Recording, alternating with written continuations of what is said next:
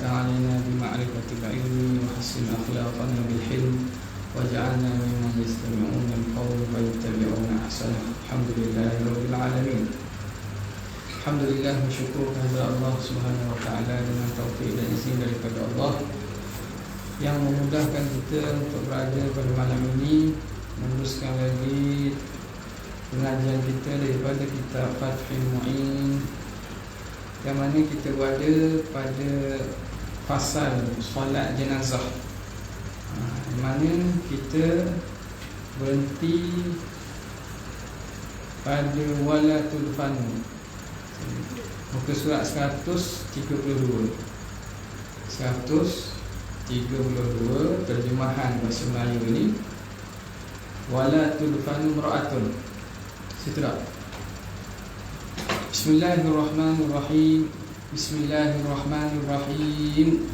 Qala al-muallif rahimahullahu ta'ala wa nafa'ana bihi wa bi'ulumihi fid dharain amin ya rabbal alamin. Wala tudfanu imra'atun matat fi batniha janinun hatta yatahaqqaqa mautuhu, ay al-janinu, mautul janini, mautuhu ay al-janini, wa yajibu syaqqu jawfiha wan nabshu lahu in rujiya hayatuhu biqawlil qawabili libulughihi 6 ashhurin fa akthar fa in lam yurja hayatuhu haruma syaqqu lakin yuakharu ad-dafnu hatta yamuta kama dhukira wa ma qila annahu yudha'u ala batniha syai'un liyamuta ghalatun fahish. Tidak ditanam perempuan yang mati yang ada janin dalam perutnya hingga diyakini mati. Mati janin, iaitu janin itu. Wajib membelah perutnya dan membongkar kubur untuknya jika diharapkan hidup janin, dengan pendapat bidan-bidan, kerana sampainya 6 bulan maka lebih. Maka jika tidak diharapkan hidupnya, haram membelah itu. Akan tetapi ditangguhkan tanam hingga janin itu mati, seperti mana yang disebut. Apa yang dikatakan bahawa diletakkan sesuatu di atas perutnya supaya dia mati adalah kesilapan yang keji. Ini masih berkaitan dengan isu perkara-perkara yang dibenarkan untuk selopor balik kubur liang lahat. Jadi minggu lepas tersebutlah, kerana apa? Boleh dibongkar balik kubur kerana sebab mayat tidak dimandikan. Mayat tidak dimandikan. Dengan syarat tidak berubah mayat tersebutlah, boleh sokor balik. Ataupun jatuh harta orang dalam tu. Dan sini dia kata qala al-muallifu wala tudfanu imra'atun matat fi batniha janinun. Tidak boleh ditanam perempuan yang mati yang dalam perutnya ada janin. Perempuan mengandung mati. Jadi mati dalam perut ada anak, ada janin.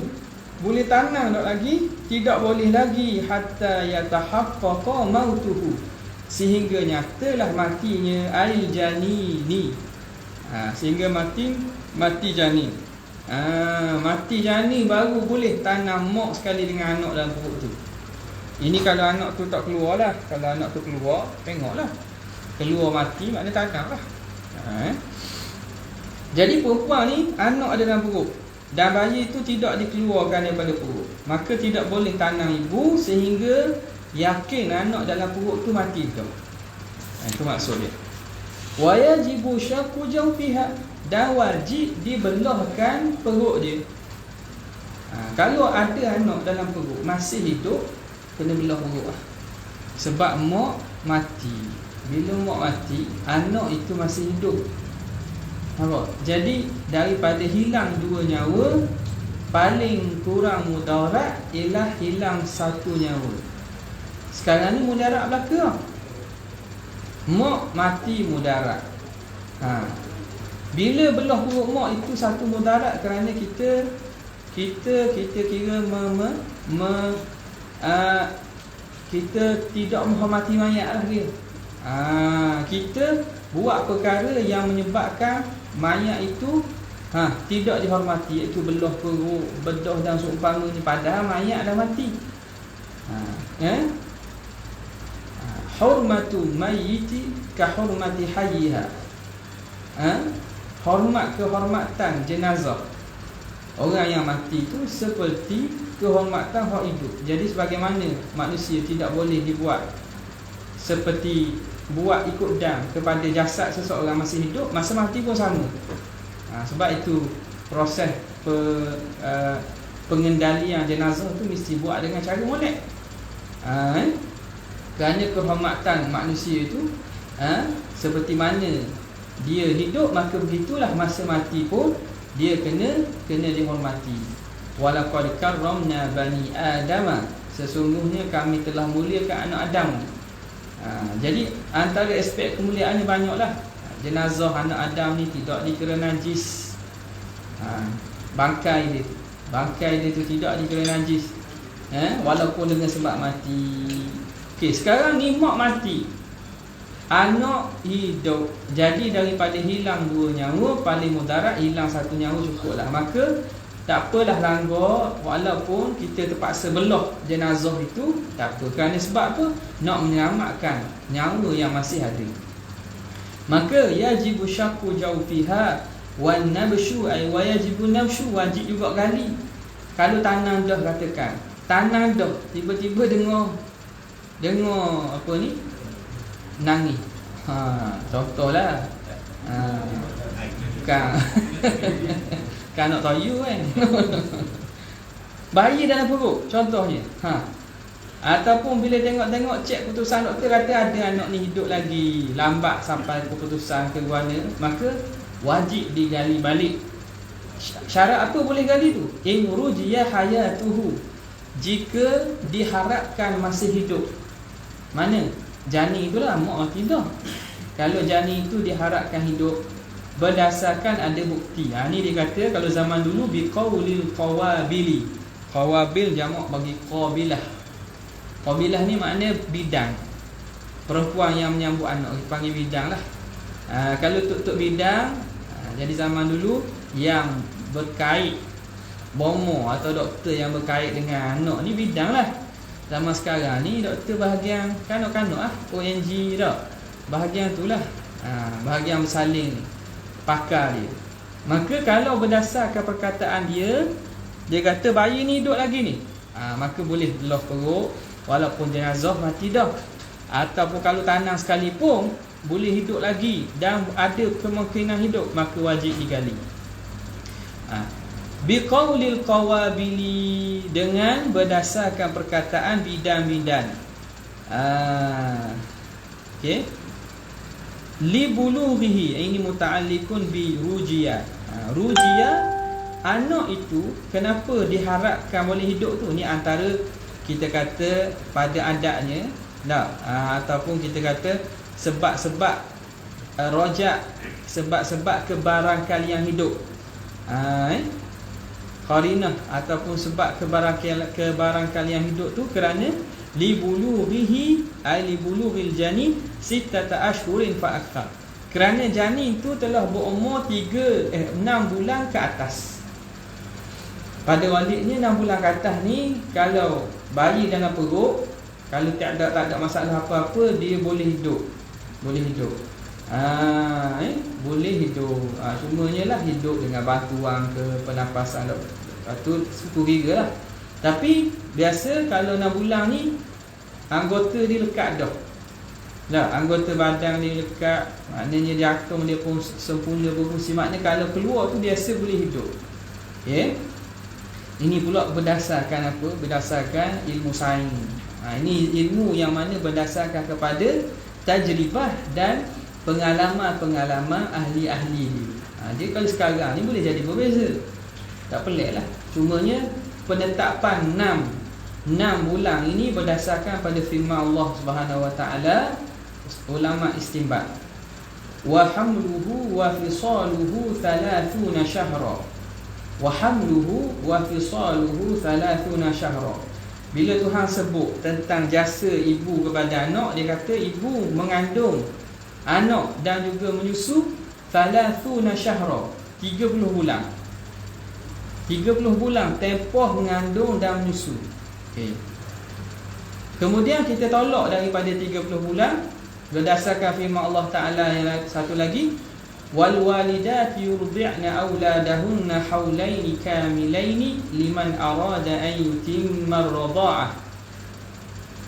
Perempuan yang beranakkan anaknya, yurdi'na auladahum, dia boleh menyusu anaknya tempoh paling maksimal paling lama haulaini kamilaini, 2 tahun. Jadi 30 bulan tempoh menyusu bersama mengandung. 2 tahun tempoh menyusu.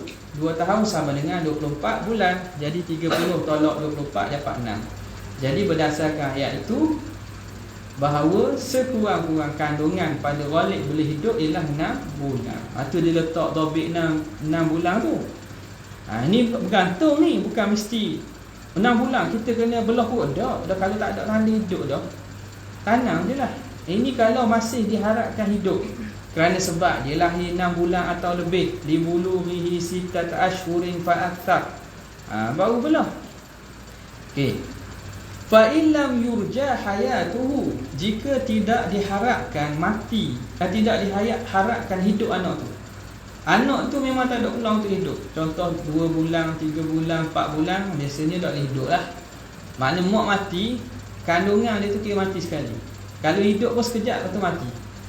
Jika tidak diharapkan hayatuhu haruma syakku, hukumnya haram untuk dibelah perut ibu tadi untuk mendapatkan anak. Nak belah apa? Nampak tak? Mati hidup. Lakin, tapi nak buat macam mana tu? Katakanlah anak ni kalau belah perut tak akan hidup. Tapi dalam perut masih hidup dalam perut gerak lagi. Mak mati dah, dalam perut gerak lagi. Nampak? Nampak dia gerak. Mak mati dah. Tapi doktor kata kalau keluarkan anak ni, anak tak boleh hidup dah. Sebab pernafasan ataupun anggota dia apa ni, dia punya tubuh badan dia tak boleh nak hidup, tak boleh nak survive. Kalau guna alat pernafasan pun tak boleh juga katakan. Ini berdasarkan kepada perkataan pakar. Lakin yu'akharu ad-dafnu hatta yamuta kama dzukira. Dalam keadaan ni, kalau ibunya telah mati tapi anak dalam perut masih hidup, tapi doktor dan pakar kata kalau belah perut pun tak boleh hidup anak ni. Jadi nak apa ni? Jangan tanang lagi mak. Tunggu dulu sehingga mati anak. Nampak tak? Mana ibu tadi dibiarkan dululah supaya anak dalam perut confirm mati. Tak lama, saya pun tak tahulah. Dok dah tanya. Jadi tak tahulah berapa lama kalau bayi, kalau tanpa ibu dia tu. Tak biasa tak lama sebab dia berdasar sebab dalam perut dia kan. Dia tak boleh nak tu juga. Macam mana bekalang darah nak sampai pada dia tu. Jadi maknanya tunggu sehingga bayi dalam kandungan itu meninggal. Okay, habis. Wama qila innahu yudha'u ala batniha syai'un ma tu mubtada. Dan sesuatu, dan pandangan yang mengatakan bahawa diletakkan sesuatu di atas perut ibu, yudha', annahu yudha'u syai'un, yudha'u syai'un ala batniha, diletakkan sesuatu atas perut ibu liyamuta, supaya janin dia tu mati, ghalatun fahishun khabariyah. Pandangan yang mengatakan, ni pengarang menukilkan, kalau yang pandangan yang kata kalau dalam kes mak mati, anak tak mati tapi tak boleh nak hidup, lepas tu cara dia mana? Matikan anak dengan cara letak batu ke, letak benda keras ke. Pandangan itu salah. Ghalatun fahishun. Sangat-sangat salah. Sangat-sangat salah. Tak boleh lah. Cara dia biarkan dia mati sendirilah. Tak boleh kita mematikan dia, tak boleh. Biarkan dia mati sebegitu, habis. Kemudian katanya wa wuriya ai sutira bi khirqatin sibtun wa dufina wujuban katifli kafirin nataqa bisyahadatain, dan ditutup dengan kain akan anak guguran dan ditanam di atas jalan wajib, makna hukumnya wajib.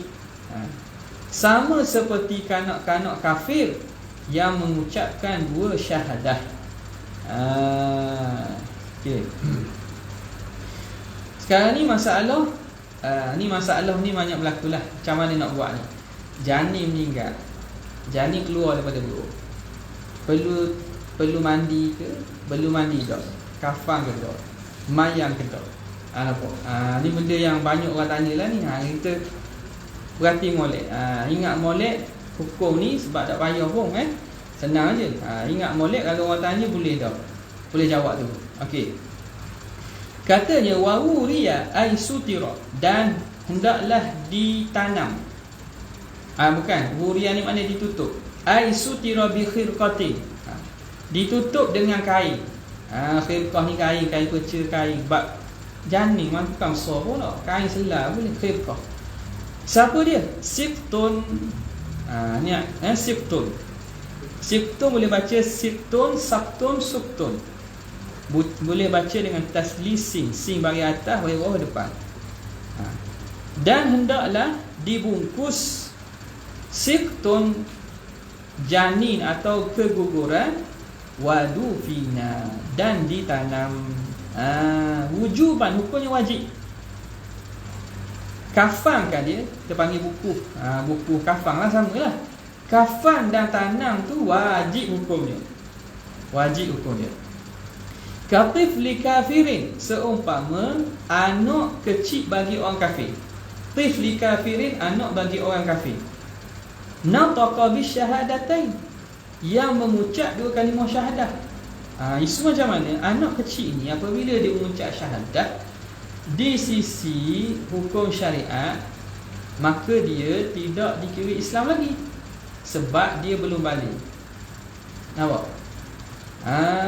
Dia belum balik, maka dia diambil hukum mak ayah dia dari segi pengurusan. Adapun di akhirat, dia ni ahli syurga. Sebab kanak-kanak tak balik ni, dia ini tidak diazab, sebab tidak ada taklif lagi. Tapi dari segi hukum dunia, kanak-kanak ini maknanya berdasarkan kepada mak ayah dia. Kalau mak ayah dia kafir, maka diuruskan macam orang kafir, walaupun dia mengucap syahadah dan dia beriman sekalipun. Katakanlah dia beriman, sebab ada pandangan yang mengatakan antaranya ialah Maturidiyah mensyaratkan bahawa tamyiz tu dah cukup untuk seorang itu makrifah. Dia tahu, dia ada kemampuan untuk berfikir. Jadi bila mengucap, dari segi hukum di sisi Allah Ta'ala, Islam lah. Nampak? Tapi dari segi hukum dunia, maka dia ini masih anak kepada mak ayah dia, kerana dia belum lagi istiqlal daripada mak ayah dia. Dia belum bebas. Ketika itu, macam mana? Serah kepada urusan kafir. Jadi dalam isu ini, kanak-kanak ini kalaulah dijaga, kita sebelum ni sebut dah kan, bahawa kalau kanak-kanak ini, kerajaan seeloknya jaga dan perhatikan dia. Jadi dalam masalah isu ini, bagaimana pengurusan jenazah ialah dengan cara dikafankan dan ditanam. Dikafankan saja dan ditanam. Wala yajibu ghasluhuma, dan tidak wajib memandikan kedua-duanya. Mandi tidak, hukumnya tidak wajib. Mandi hukumnya tidak wajib. Okey. Nanti di waktu kita akan buat khulasah lagi akhir ni. Jadi ini umum, secara umum dari segi kafan dan tanah itu wajib. Bal yajuzu, bahkan harus. Tak wajib mandi, tapi harus kalau nak mandi. Mandi maknanya kita basuh lah. Kalau bayi tadi atau janin, mudah je lah. Sebab kecil je kan, pengurusannya mudah. Ayah dia seorang boleh uruskan. Nampak tak? Boleh uruskan. Bal yajuzu, hukumnya harus mandi tu.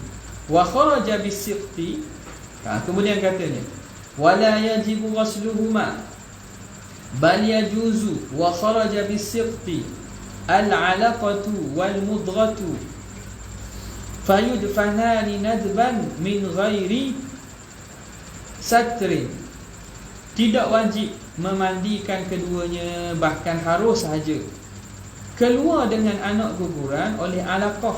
Alaqah ni darah ketul, darah yang bertukar, darah yang asal daripada campuran mani lelaki dan perempuan. Jadi darah yang campuran mani lelaki dan perempuan dalam proses kejadian janin itu dia akan membentuk alaqah. Darah ketul, ketulan darah. Dan mudrah ini ketulan daging. Katakanlah gugur keluar apa? Kerana baru mengandung, keluar darah, ketul-ketul keluar, ataupun keluar daging. Nampak tak? Keluar daging. Maka ditanam keduanya di atas jalan sunat tanpa sesuatu yang menutup. Okay? Tengok ni. Wa kharaja bis-sabti atau sibti, keluar dengan kata as-sibt. Al-'alaqatu wal mudghatu, fa'il bagi kharaja. Alaqah dan mudghah tak termasuk mana pada kewajipan kafan dan juga tanam. Jadi kalau keluar alaqah, keluar darah ketul atau daging, fayudfanani nadban, maka ditanam secara sunat hukumnya, min ghairi satrin, tanpa perlu bukuh, tanpa perlu kafan. Maknanya tanam sahaja, hukum pun sunat tu. Jadi perkataan kasar sikit, orang kata kalau nak buang atas sampah pun boleh. Tapi kasar tu dari sebab hukumnya sunat tanam. Tapi dia tak suruh buat gitu. Nampak tak? Mulia juga dia tu, sebab dia asal daripada manusia tu. Hatta juzuk manusia sendiri kita sunat tanam kan. Tapi makna kalau nak buang saja, kalau flash, ada ke orang flash tak? Nampak tak? Flash gitu, tapi maknanya juzuk badan manusia, padahal sunat untuk kita tanam juzuk badan kita ni. Jadi hukumnya sunat. Faham ni? Sunat tanam. Kalau tak bertanam tak apa. Fayudfanani nadban min ghairi satrin, maka ditanam secara sunat hukumnya tanpa perlu dibungkus. Tanam gitulah. Nak bukuh pun tak apa, nak bukuh tak ada masalah. Semayang tak boleh semayang. Apa tak semayang, tak boleh semayang. Okey, habis. Walau infasala ba'da arba'ati ashhurin ghussila wa kuffina wa dufina wujuban fa in ikhtalaja walau awistahalla ba'da infisalihi sulliya alaihi wujuban. Jikalau ia tercerai selepas 4 bulan, dimandikan dan dikafankan dan ditanam di atas jalan wajib, maka tengok. Jadi kalau mati anak itu gugur selepas pada 4 bulan, perlu apa? Perlu mandi, kafan, tanam, wajib 3. Kemudian tengok lagi, maka jika ia bergerak-gerak atau menjerit selepas tercerainya, lepas beranak, tercerai itu lepas beranak, maka disemayangkan dia di atas jalan wajib. Okey, ni masalah. Dia kata walau infasala ba'da arba'ati ashhurin, kalau bayi janin itu beranak keluar daripada ibu lepas pada 4 bulan dan lebih, ghusila, pertama dimandi, wa kufina, dikafan, wa dufina, dan ditanam wujuban. 3 ni wajib. Fa in ikhtalaja, dan jika dia ada ikhtalaja, ni maksudnya bergerak. Ikhtalaja maksudnya bergerak. Lepas dia beranak keluar tu, beranak tu ada gerak-gerak, lepas tu mati. Awistahalla, ataupun ada jeritan, dia keluar bunyi nangis, lepas tu senyap, tak ada. Maknanya sekejap je tu. Kalau ada tanda hidup, sama ada dengan gerak ataupun dengan menangis, ba'da fisalihi, setelah bercerai daripada ibu tadi, sulliya alaihi wujuban, maka disembahyangkan dengan secara wajib. Makna wajib sembahyang. Wajib sembahyang. Okey, kita khulasahkan balik persoalan ni. Janin ni, bayi ni kena tengok keadaan dia. Pertama, kalau dia keluar tak ada bentuk manusia. Pertama apa? Dia keluar darah ketul atau daging ketul, tapi dia itu memang asal daripada campuran mani lelaki pun, maknanya asal manusia tu, asal janin. Maka ketika itu tak wajib satu pun, tak wajib pun. Dia 4 perkara dalam masalah mandi, 4 perkara. Apa dia? Mandi, kafan, mandi, kafan, semayang, tanam. Mandi, kafan, semayang, tanam. Jadi kalau keluar janin tak ada kesan manusia, keluar darah, keluar daging apa, biasanya awal-awal kandungan lah, 4 bulan ke bawah dan seumpamanya. Maka ketika tu tak wajib, 4 ni tak wajib belaka. Sunat saja buku dan tanam. Sunat tanam. Sunat tanam, buku lagi dah molek. Macam kata tadi, ifayu defanani nadban min ghairi satri, maka ditanam tanpa perlu disatri.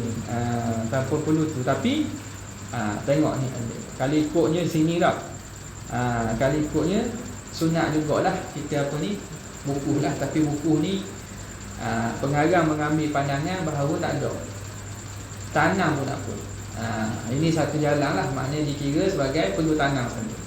Okey.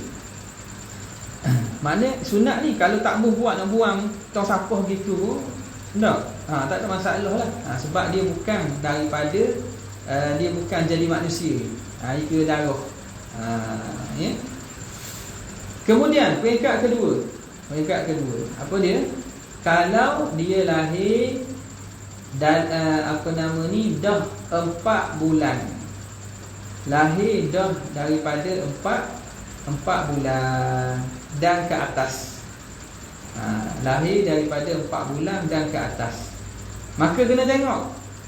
Kena tengok. Kalau anak apa tak? Lahir 4 bulan dan ke atas, tengok dia. Kalau ada bentuk manusia, kalau ada bentuk manusia, maka hukumnya macam mana? Tapi dia keluar tu, ada bentuk manusia. Tak kira lah. Kalau ada keluar bentuk manusia, andaikan dia dia tiup roh atau tidak tiup roh pun, hatta sebelum 4 bulan sekali pun, andaikan saja ni lah. Maka kalau dia keluar, bayi janin tu keluar, tidak ada tanda hidup, tak ada tanda hidup, gerak pun tidak, menangis pun tidak, maka kena buat 3 perkara. Mandi tu mana basuh lah. Mandi, kafan, tanam. Mandi, kafan, tanam. Ini yang paling muktamad. Kalam awal daripada kitab ini,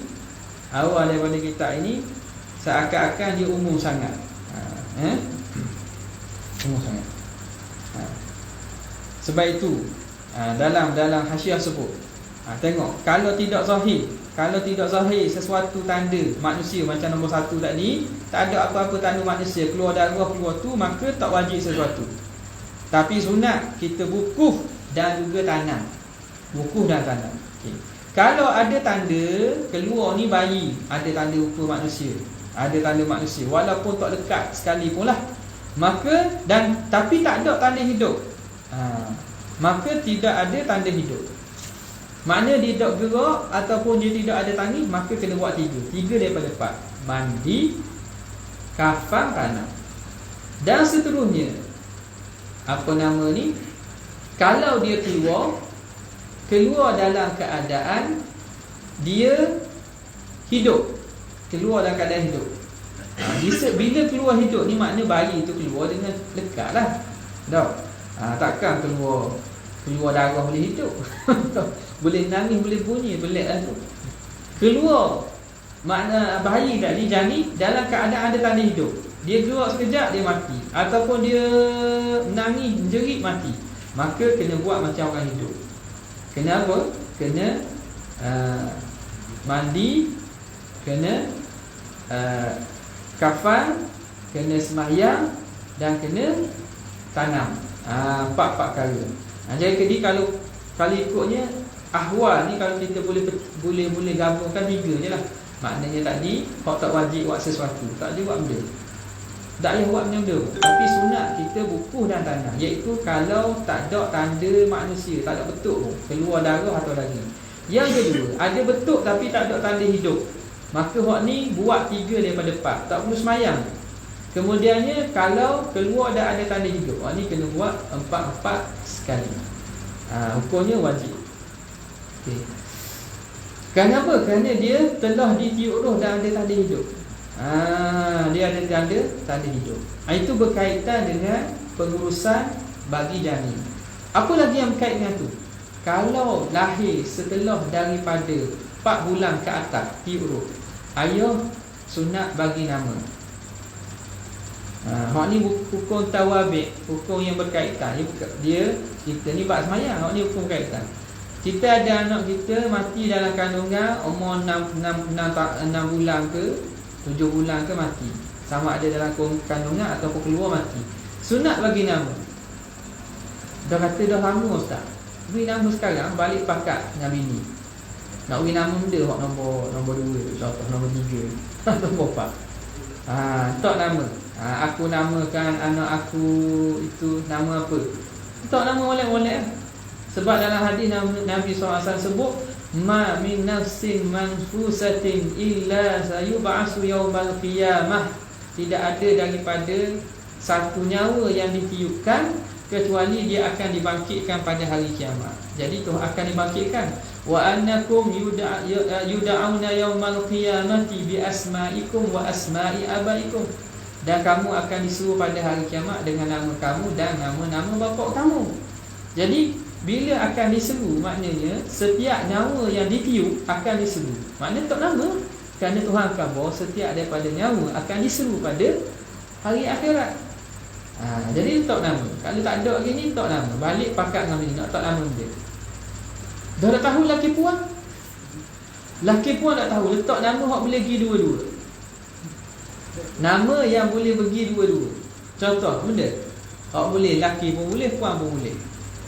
Virus lagi.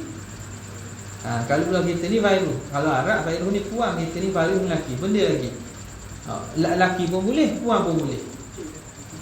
Hindung dah boleh buat duk lelaki puan. Tapi belah kita puan. Dan memang dalam kebanyakan hindung ni perempuan.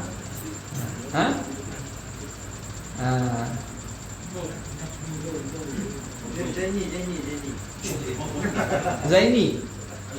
Boleh tak tu? Boleh tak? Maknanya nama-nama yang boleh buat. Bom laki yo. Wuk. Ada nama yang boleh pergi dua-dua. Kalau tidak tahu jangan nak. Apa nama?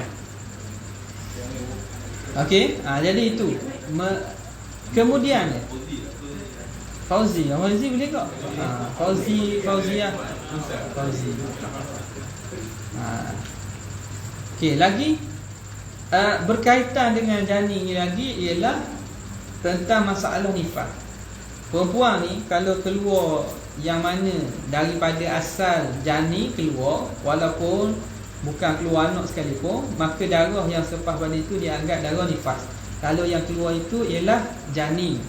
Nampak tak? Yang keluar itu ialah janin. Maka hukum dia tengok kepada hukum perempuan yang keluar nifas. Makna lepas daripada keluar bersih rahim dia tu, tengok perkiraan lah, lama mana tu, berdasarkan hukum nifas. Jelas tak ni? Jadi mudahnya kesimpulan 3 perkara je tadi, iaitu kalau tak ada lah, pertama tak perlu buat apa-apa, tapi sunat kita bungkus dalam tanah kalau tidak ada tanda macam manusia. Bukan tak ada tanda, tidak ada betul dia keluar darah ataupun daging saja. Yang kedua, ada betul tapi tak hidup, hak tu kena buat 3 daripada 4. Tak payah semayang je, kena mandi, kafan dan tanam. Kalau keluar dan ada tanda hidup, maka buat belakang. Okey, habis. Kemudian wa arkanuhu, dan rukunnya, rukun sembahyang mayat. Ini baru masuk berkaitan solat atas jenazah. Wallahu ta'ala ala wa ala. So, insyaAllah ada soalan?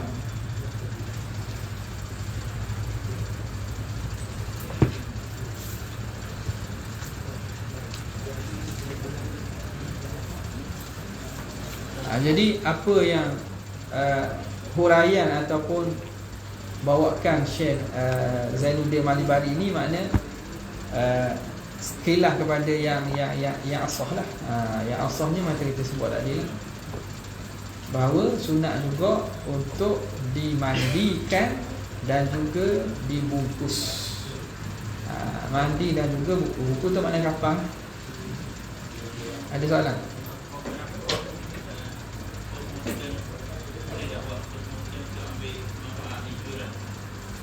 Buat postmortem, ambil manfaat insurans. Insurans nyawa.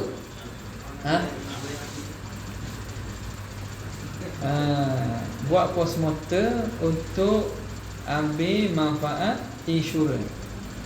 Dia sekarang ni melibatkan kes jenayah tak? Ada. Hak dibenarkan ulama. Ni masalah insurans ni masalah. Kalau cakap marah dia orang. Benda ni benda yang berlaku perbincangan ulama sekarang. Padanya pertamanya kehalalan skim insurans tu sendiri. Kehalalan, adakah skim insurans tu halal? Satu benda. Kalau insurans atas nyawa, saya tak tahu ada takaful nyawa tak? Saya tak tahu. Kalau insurans nyawa ada. Kalau asas atas dasar insurans, maknanya akad itu sendiri dah menyalahi daripada konsep syariat. Maka ulama hanya memberikan kebenaran pada masalah takaful dia. Tapi nyawa saya tak tahulah ada ke tak. Produk daripada syarikat takaful ni tentang nyawa. Tak ada tak ada. Kalau ada pun mungkin tentang simpanan gitu je. Tapi dari segi atas nyawa saya rasa tak. Sebab kebanyakan ulama' tidak mengharuskan untuk seorang itu menginsurankan kehidupan dia. Barang apa sebab barang ada. Dah hidup lama mana tahu tak? Tak tahu. Jadi satu bentuk kita panggil cagaran benda yang tidak pasti. Ada jahalah yang sangat nyata di situ. Bila begitu, bila asas untuk dapatkan insurans pun tidak boleh, maka nak buat mencabul kehormatan mayat dia bagi. Mencabul kehormatan mayat tu tak boleh lah. Allahumma kecualilah perkara yang berkaitan dengan kes jenayah yang melibatkan masih orang hidup. Masih ada orang hidup atau kes jenayah melibatkan polis. Itu tak ada masalah. Waktu maknanya dibenarkan kerana darurah sahaja. Kerana darurah. Adapun mayat itu bila mati tu mati. Sebab itu kebanyakan orang kalau tanya nak betul siasat dia tak ambuh. Betul dah tu. Tapi kalau melibatkan kes-kes yang perlu kepada keputusan terutamanya pada jenayah yang melibatkan orang masih hidup, maka di situ kena tengoklah manakah mudarat yang lebih besar. Mudarat yang lebih besar. Dia tengok sebenarnya secara umumnya kena tengok by case kok. Tak boleh nak kata umum itulah. Kes ni manakah adakah sesuai tak sesuai. Tapi sekadar nak duit tu jadi kalau tak ada tak boleh kan. Pasang lah. Tak boleh pasang langsung kalau tak ada. Betul ni.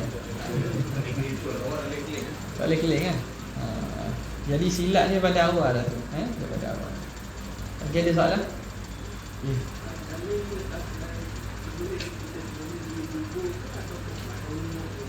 Dia tanam je dia. Tanam kat mana? Tak kisah maknanya. Kalau boleh tempat yang mana bukan orang lalu lalang. Kerana dia manusia ni ada larangan makruh kita lalu lakuh dia. Nampak tak? Jadi tempat yang bukan tempat orang lalu lalang. Kalau nak tanam belakang rumah itu pun tak apa. Dan maknanya letaklah tanda. Kalau tanam di kubur, biasa tanam kubur kot tau. Kubur. Ada sekadar itu saja. Wabillahi taufiq wal hidayah. Assalamualaikum warahmatullahi wabarakatuh.